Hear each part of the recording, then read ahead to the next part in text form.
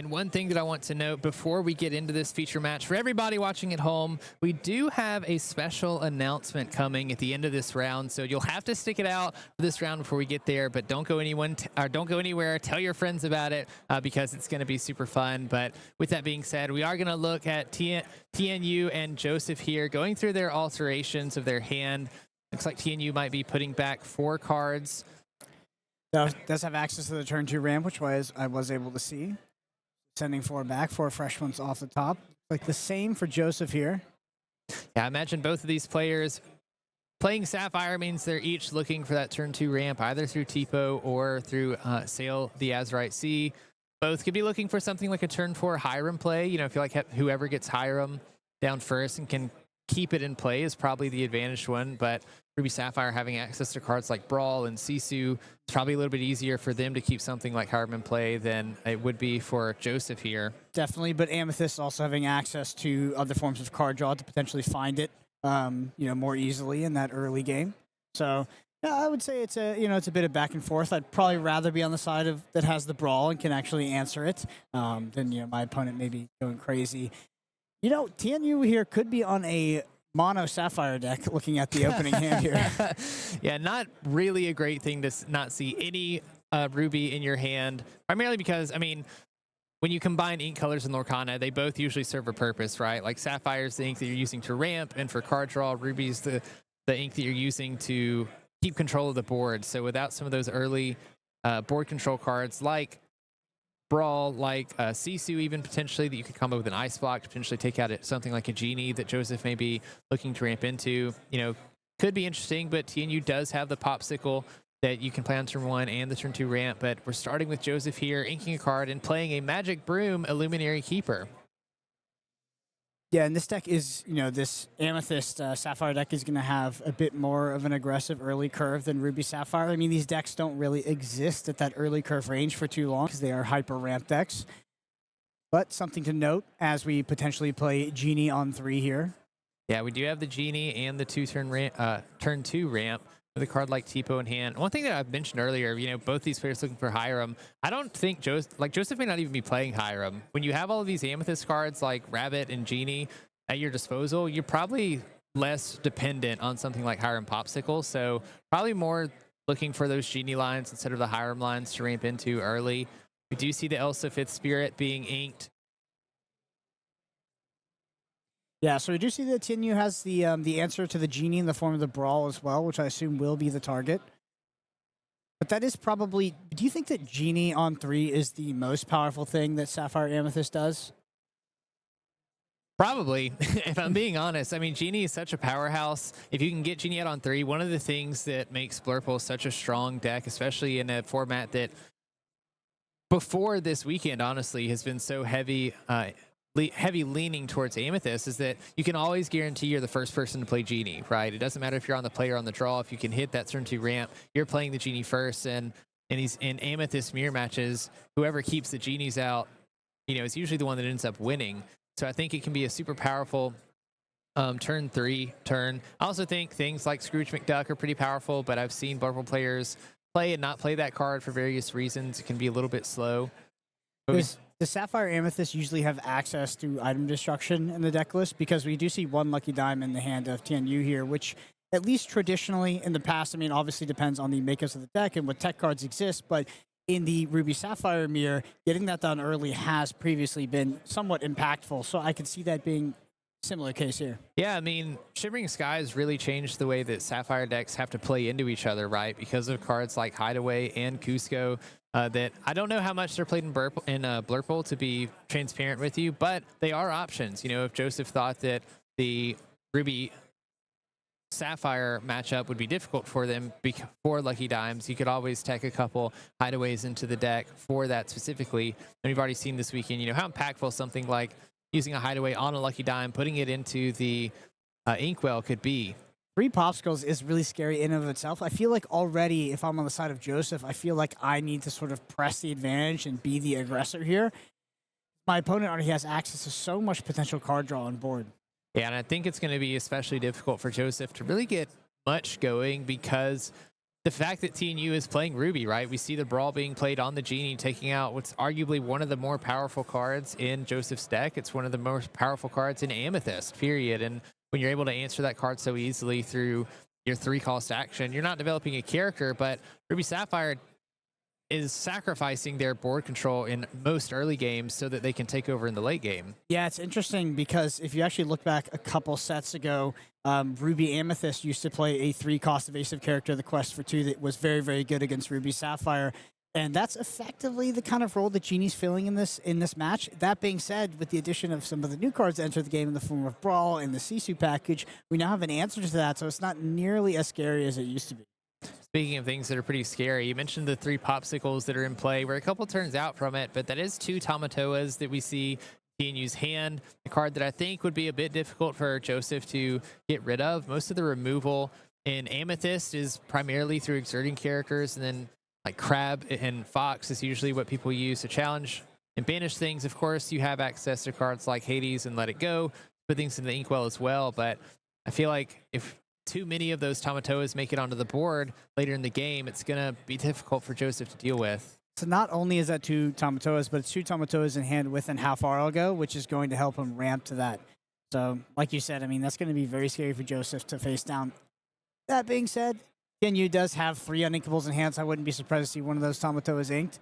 Merlin Rabbit here on the play for Joseph. Does find a Tipo straight into the Inkwell. I'm going to say Diablo. There is a Hades in hand as well for Joseph, so if one of those Tamatoas goes into the Inkwell and another one goes into play, we can use the Hades to put the other one into the Inkwell as well, joining his friend in there. I was expecting you to have a pun for that one. Another thing to note here, I'm noticing Joseph has built a very wide board here with the Diablo, Tipo, Goat, and Rabbit, which is usually pretty good, if you're trying to be a little aggressive. Obviously a little less good against Ruby when they get up to that 7 and 8 ink mark where you can play cards like Be Prepared and Sisu. On the contrary, though, if TNU is able to build up a wide board, sort of and control this, Blurple doesn't have anything to deal with wide boards. So I think it's just a matter of time for TNU to basically just take control of the board if you can, build up a wide enough board with a couple threats to keep Joseph from being able to take care of everything, and then it's going to be very difficult for Joseph. I think we're going to see one of those Tamatoas inked here, but I wouldn't shed a tear if I was Tianyu because I think I saw some of the best cards in his deck come off in the past 3. That sequence was crazy. Yeah, we're inking the Tamatoa so that we can play the Hiram, banish Pawpsicle, and draw 2 cards. Double Felicia, 1-cost, 3/1 with Reckless. And we see that Maui Half Shark. We've seen it do tons of work today in this day 1 of the NA Championship. Close to that Tamatoa range soon. We do know that Joseph has the answer, but Tamatoa in combination with the Hiram is going to be a lot to deal with. Going to see the Elsa, the 5th Spirit, being played, exerting the Hiram here so that we can challenge it and banish it. With so many Pawpsicles in play, Hiram could have a feast, draw bunches and bunches of cards. Yeah, that is definitely a timely Elsa.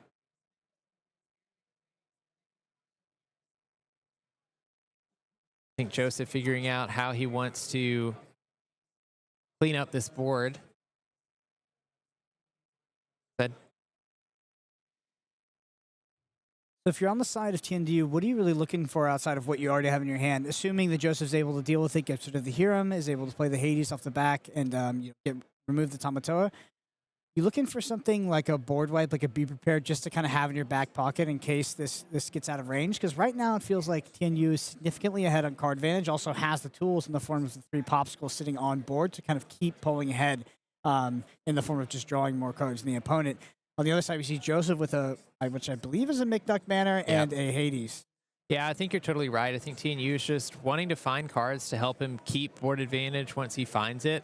Something like a Sisu would be pretty detrimental here. It would take out pretty much everything except for the Goat, and historically, a lot of the Amethyst cards, especially the ones being played now, have lower willpower. The more impactful cards like Rabbit Genie, only having 2 strength, and then some of the 1-drops like Shrinderbox Followers, Diablo, Broom, all of those would be banished by the big Sisu as well. So it would make for an effective board wipe without you really having to worry about banishing your own characters through something like a Be Prepared. But we do see the Maui Half Shark being played.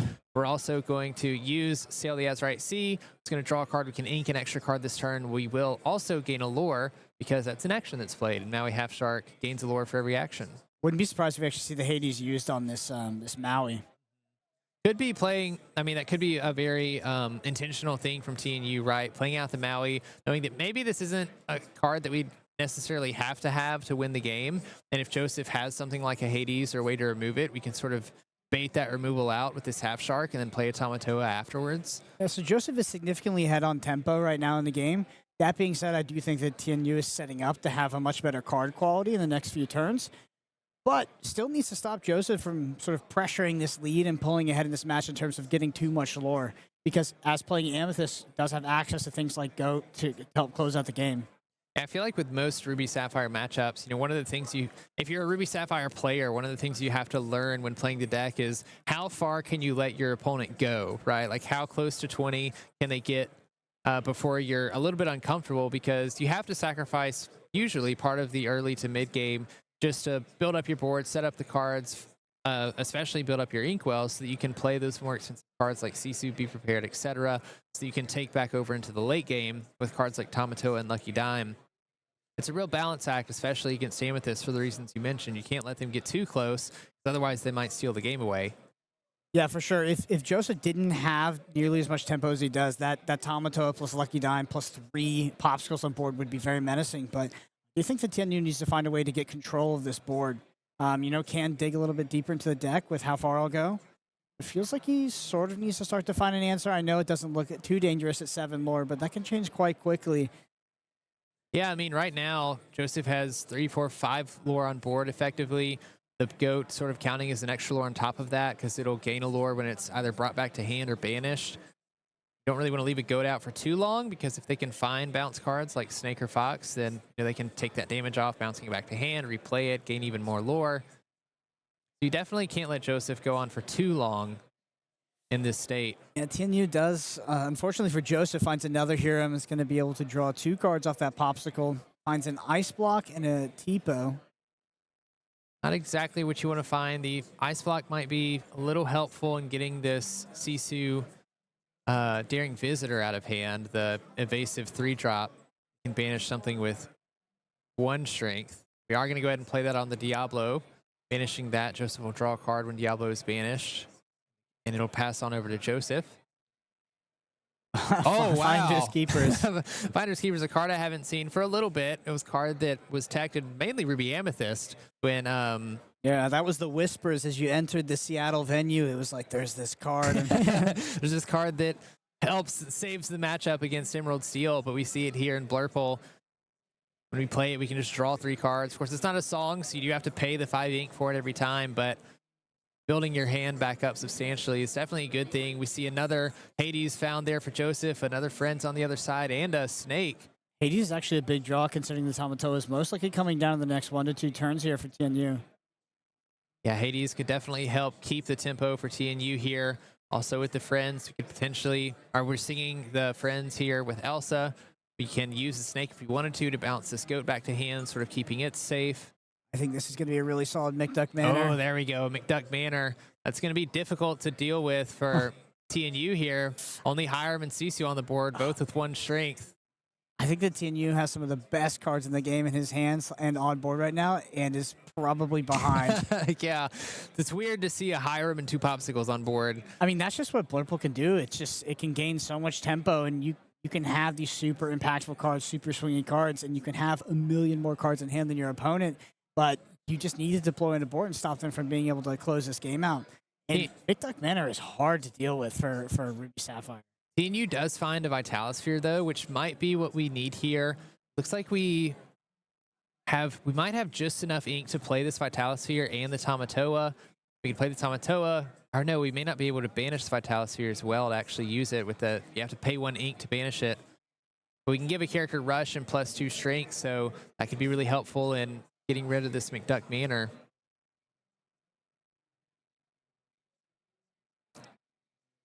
And Tianyu's going to need answers for some of the other cards that are in Joseph's hands, notably the Genie that's pushed to the front there. There is the Lucky Dime.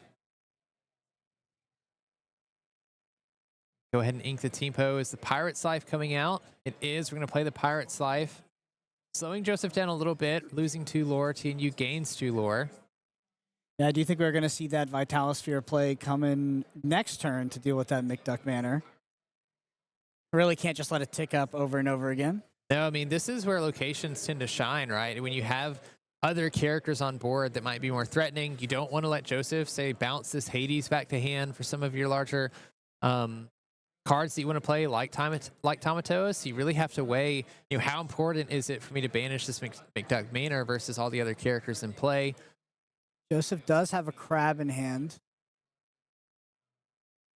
Can definitely deal with this Hiram.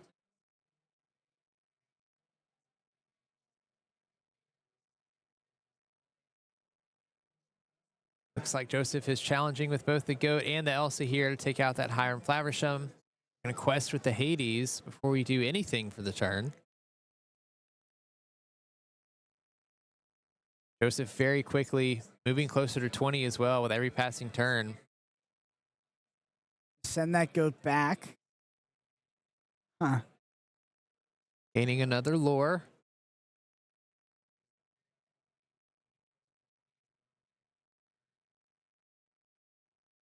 Setting 5 ink aside for... Is it an Elsa? Elsa, maybe. Is there a Donald in hand? One that lets you take a card off the top of your deck, put it into your inkwell.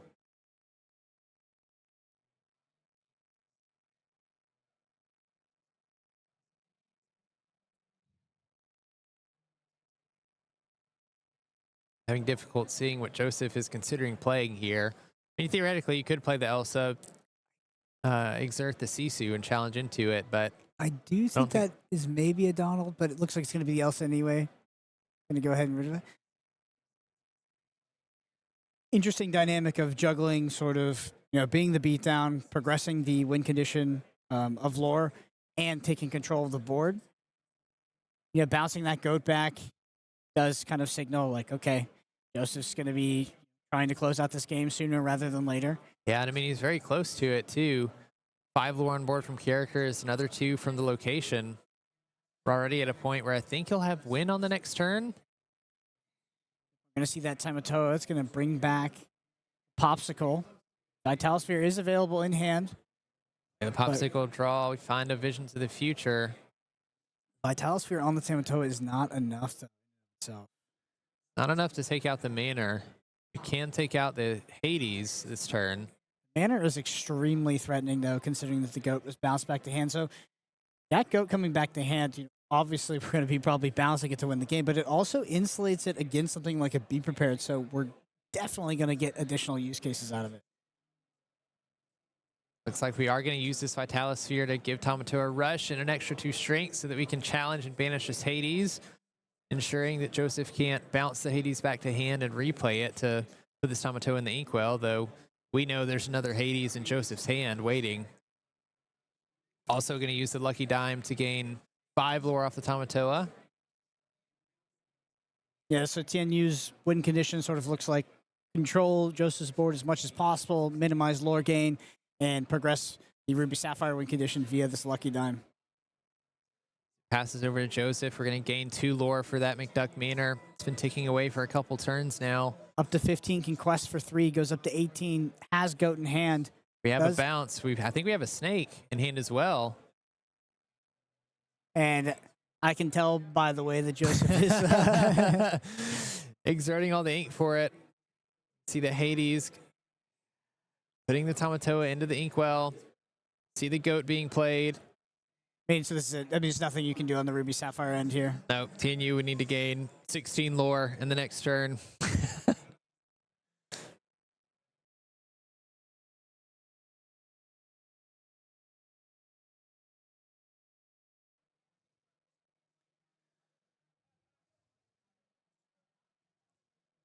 I listened to multiple Lorcana players in lead up to this tournament, and I heard from multiple people that this Sapphire Amethyst deck, not a real deck. That's what I was saying. You know, the consensus across the community is pretty divided. There's some people that think that Blurple isn't a real deck. There's some people that think it is the deck of the format. To be fair, I don't think it's very divided. I think it's 90-10, 90 against Yeah, purple. I guess you're fair. I say very divided in the sense that the people who think it's a real deck are very loud about it. AKA Blurple players. But I mean, hey, Joseph is giving us a show here, already taking game 1. We'll see if he can take game 2. We do see the Seal of the Azurite Sea in hand. I also see an Elsa Spirit of Winter in hand. That's, of course, going to go back. It's an unequal 8-cost card, but an interesting thing to know that Joseph is holding on to, being able to shift onto that Elsa the 5th Spirit, exerting 2 characters and keeping them exerted for a turn can lock down your opponent just long enough for you to take the game. I mean, if we could just speak theoretically and sort of accept some assumptions, which are probably not true, but let's say that your Sapphire Amethyst deck does do the Amethyst thing better than other Amethyst decks. I mean, you're covered against a significant portion of the meta, 3, 4, and 5. And then if you can split or occasionally 2-0 into the 32% deck, which is Ruby Sapphire, it's not that poorly positioned. No. I think the thing that I would be most scared of as a Blurple player would be more aggression, more cards like Amber Steel Mines that can come out, throw 1 or 2 daisies out on board, and you just don't have the characters available to you that early in the game to deal with them before they outpace you. But it seems like the meta share is leaning so heavily towards control with all the Ruby Sapphire, being roughly 32% of the day. I wouldn't be surprised if we saw some Blurples making it into day 2. Yeah, notably, this is Joseph on the play, so Joseph won on the draw, and I would say that I feel like Tianyu's draw sequence last game was pretty good. It wasn't sort of below average by any means. A very strong showing for Sapphire Amethyst here. Leading on the Turner Box followers, back over to Tianyu, which does have the turn 2 ramp. Yeah.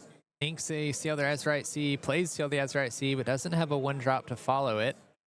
Still important to get the ramp, though. We'll see if... That's 2 brawls for that potential turn 3 Genie. I feel like Genie is a must answer as well. Just too good. An evasive character, replaces itself, quests for 2. Can't leave it on board for very long. Joseph does also have the turn 2 ramp through Tipo. He can take another card from his hand and ink it. It'll come in exerted. Doesn't have to be inkable either. Going to decide to quest with his Turner Box followers. Not using its ability. Yep, and I think that's absolutely correct. When the Turner Box followers is not threatened to be removed by another character on board, I can't imagine a situation, unless you have no inkables in hand, where it is not incorrect to banish. Because you're basically just giving up the opportunity cost of 1 more.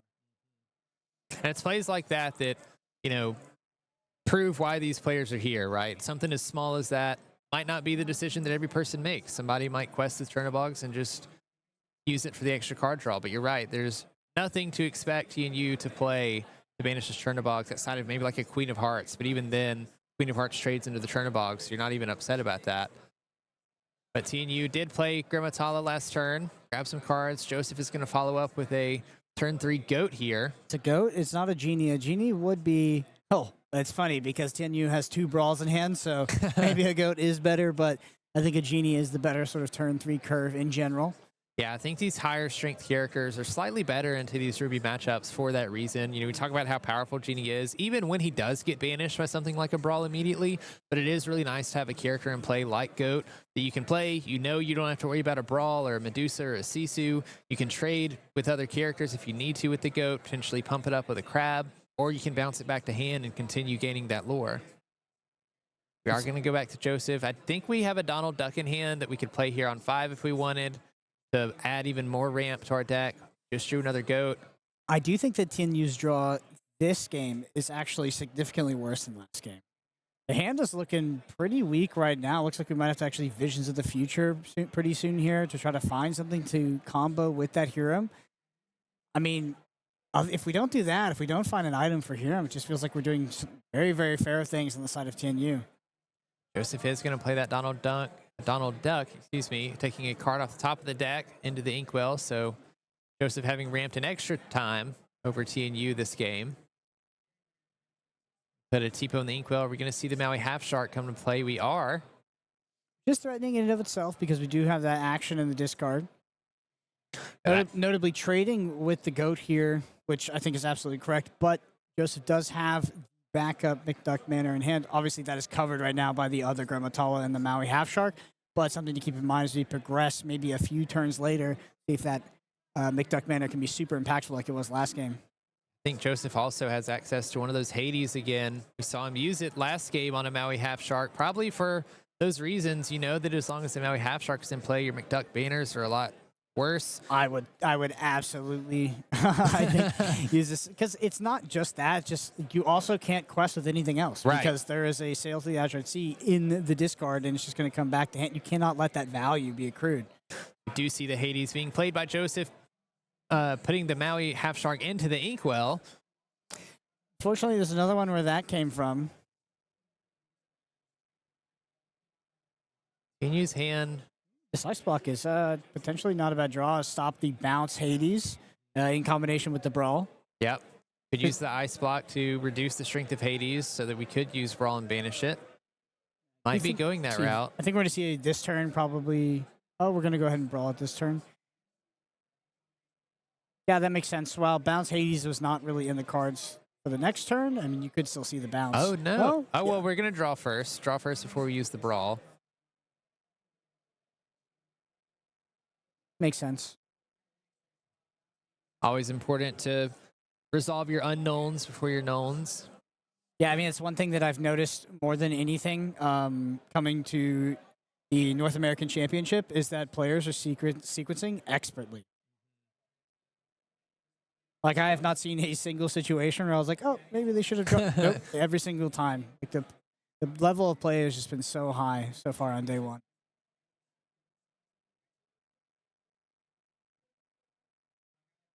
Yeah, I mean, I feel like you have to get to this level, especially in a game like Lorcana, where you can be really punished for the small misplays like that. You know, you don't draw before. If you don't draw before you ink a card, and then you draw after and find a card that would have been better to ink, you're out on this card. Maybe you needed 3 turns from now, but don't have any more. You know, have 2 McDuck Manors in hand for Joseph here. Looking pretty good. How much ink do we have?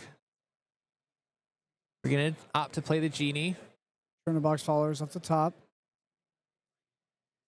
I think those McDuck Manors are looking nice. Yeah, I won't lie. I was tempted to just play both on one turn. 2 9 willpower locations with 2 lore. Might be difficult for TNU to get rid of. We are going to see one of them come into play here after inking a turn of box followers. We're going to pass it over to TNU. Not great draws for TMU here. Depot's not really going to be helpful at all. I believe the last card in hand. So one of those is a Maui Half Shark, which is like the only kind of saving grace here. We also have the Hideaway, though. We can play the Hideaway. True. I forgot the Hideaway also hits locations. Put the location of the Inkwell. We are going to go ahead and play this Maui Shark. Brawling the Genie. TNU down to 1 card in hand as Ruby Sapphire. Hiram is still on the board, though. Use Hiram to finish off this Donald. All right. Both players down to 1, and I believe 3 cards in hand. Is that a Merlin? What's the Merlin left card? Crab on the right. It's a I don't know goat. We are going to play this other McDuck Manor here. Yep, with the goat. Play out the goat. Which is good tempo because, I mean, you're forcing both these characters to run into the McDuck Manor, and it doesn't even clear it, which is crazy. Yeah, we're 1 strength short with the Maui and Hiram here. We do have the Hideaway. If we can find a way to challenge and banish a character with the Maui Half Shark, we can get this Hideaway back from the discard as well. Grammatella was a really good draw. It's not the card you're looking for, but digging 2 more with 5 ink available, you're somewhat likely to find what you need. It's actually going to be a vision of the future, so we're going to be looking even deeper. Trigger on the Maui, they're going to go up a lore. Look at the top 5 cards here. Let's find the Maleficent Monstrous Dragon, potentially. That's going to be what's going to hand. Reorder the cards before we put them at the bottom of the deck, putting that Sisu empowered sibling at the very top. Hideaway is just actually so clutch here. Yes, it's insane. If you play the Hideaway, get rid of the McDuck Manor, you already don't want to give your opponent the ability to challenge with Mauis, but now you especially don't, knowing that you could bring the Hideaway back with the Maui. This game was like probably over without the hideaway. Because if you look at it, it gains. She's not clearing it, right? So he goes up to 14. He quests to 15. He's threatening 16 with the goat. Then he's definitely 18 the next turn. Like, the game would have been over. Like, he absolutely had to have the hideaway there. Yeah, and now we have Shark. Having evasive means we can still even just challenge this McDuck Manor. It won't banish it this turn, but it does set us up to banish it on the next turn. Now the onus is on Joseph to draw himself out of this situation. I think his deck is much less likely to do it. He's got to find, like, friends on the other side, some sort of draw engine here. And it's going to be an Elsa. I mean, Elsa... We can, if we still have Crab in hand, we can use Elsa and Crab to banish this Maui Shark, half Shark. Play the Elsa, exerting the Hiram. You gotta go for the Shark. And then, just clear the Hiram here. So I think that was a, it wasn't as exciting at first, but that was a great draw. That was a great draw. We see two almost hyper control decks just in absolute top deck mode. Tianyu's going to be forced to challenge and banish this McDuck Manor as well with the Grimmatala so that he doesn't continue gaining that 2 lore. Yeah, the monstrous dragon in hand. Banishing that goat. I do believe that's maybe how far ago that was drawn off the top this turn here for Tianyu. It could be Vision of the Future, I do believe. Which is great. Great, yeah, phenomenal card. And maybe a Snake. So Snake off the top. Oof. Snake is not great here. I think you still got to play it to protect your Crab. Yeah, here we go. Questing with the Crab. Replaying it to have characters on board. I think Joseph is just trying to get as close to 20 as he can and close this game out fast. I'm hoping to close it out with some goats, but how far ago does come off the top. Willed it into existence. Start with the Visions of the Future here. See what we can find. What are we looking for in a situation like this? Is that 3 Pawpsicles? 3 Pawpsicles, a Lucky Dime, and Maleficent Monstrous Dragon. I feel like I'm taking the Dragon. Just 2 for 1, quest for 2, 7/5 on board. Stops your opponent from being able to quest with anything they play. Do you have enough ink this turn? I don't think we have this turn. We're gonna play with the Hideaway. How far I'll go? Oh, sorry, yes. How far I'll go? Tamatoa. So good. Sail the Azurite Sea, going into the Inkwell. Tamatoa can help us if we have any Pawpsicles in the discard, but we just threw 3 Pawpsicles to the bottom of the deck. Mm-hmm. Gonna go back to Joseph. Joseph just can't deal with the Tamatoa. That's not bad. That's not bad. Genie and Diablo here. Joseph just playing out his cards, forcing Tianyu to respond and have the answers. My immediate thought is that Joseph just quests here. It looks like Joseph is considering the trade or considering a line. I mean, you could challenge into the Tala, give the Snake extra, or Challenger +3, and then challenge into the Dragon. But it's just like, what is your role? How are you winning the game? Right. I feel like Joseph has to close this game out soon. Does he? So he's like, okay, Tianyu has 2 cards in hand, but they're 2 cards that were found via filtering, so they're probably higher quality cards. Right. Like, I think that I would assume that Joseph has to close the game out, but if you looked at it card for card, hand for hand, I don't think it's crystal clear, right? I'm more afraid, if I'm Joseph, I think I'm more afraid of Tianyu finding some form of draw engine. Because as soon as Tianyu can start to fill his hand, I think it's over for Joseph. We do see the Maleficent banishing the Genie here. Still a tight game. Tianyu controlling the board. Merlin targets the Diablo. It's a must trigger. The Felicia coming into play. Yep. That is, well, funny enough, it's actually not that bad. I didn't even catch what it was, I'll be honest. Okay, yeah, so not your too initial bad. reaction's like, oh, it's so bad, but you're going to quest with the Diablo, you're going to bounce it back, and then you're going to play it with the Snake so that it can't be challenged. Yeah, that puts you up to 17. Which will You're likely threatening 19. This is so close. If TNU doesn't have a way to get rid of both these characters and Joseph pulls something like a goat off the top, he could take this game away. Wouldn't be the first time. Is there an item for Tamatoa to grab here? It's hard for me to see. I don't think there's a Pawpsicle that's in there. There's an ice block. Ice block. Better than nothing. Not going to help us get rid of these characters in play, though.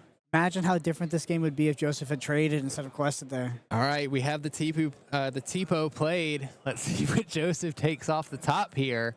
Joseph doesn't even have to win this turn, though. You find a magic broom. All right, so we have 5, 7. Yeah, TNU can't win this turn. Yeah, so Well, I guess you could quest and bring back the lucky. Is there a lucky dime in the discard? There might not be, actually. I don't think so. Oh no, I don't know where I got that from. There isn't one. Yeah, I don't think TNU can win on the next turn outside of something like a lucky dime. I mean, he could. But we know he put 3 Pawpsicles to the bottom. Right. It's just unlikely. Yeah, so yeah, he could draw another Pawpsicle and play the ice block Pawpsicle. Then he would have enough. Pawpsicle into an item. So I guess Joseph doesn't know that, so Joseph's like, oh, it's pretty likely. yeah. There's still other outs too, right? Like if Joseph plays this broom and just doesn't quest, hopes that everything survives. I guess there's really no. Is there a point to just not quest with both of these characters? I think so. Just quest, hope the broom survives. There's a lot of outs to that, though. So, like, maybe Joseph's doing the math on you playing a Pawpsicle and winning on the following turn. So he's like, okay, if I trade into this Maleficent Monstrous Dragon, I take him off of, like, any chance of winning the game, and we extend the game guaranteed 2 more turns or something like that. Yeah, how important is getting rid of that 2 lore from the dragon? I think that, well, we have full information. So, yeah. I think they should risk it. I mean, just go for win. He's already turned the corner. He's already made that decision. I feel like he is the beatdown here. It's like you said earlier, as I alluded to, as the game goes on, I think TNU is favored in the matchup. So Joseph's also going to draw another card off the Diablo. So TNU doesn't win this turn. Joseph draws 2 cards, 1 for turn, 1 off Diablo. Hiram, I mean, we can draw some cards off of with Ice Block here. We're going to spend 5 ink to do that.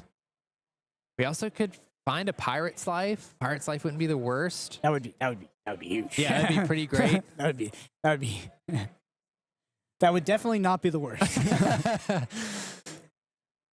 Gonna go ahead and use the Ice Block before we banish it with Hiram. Drawing 2 cards. Let's see if TNU finds something to help him. Wow, this is an absolute nail biter. Vitalosphere. Vitalosphere and Maui.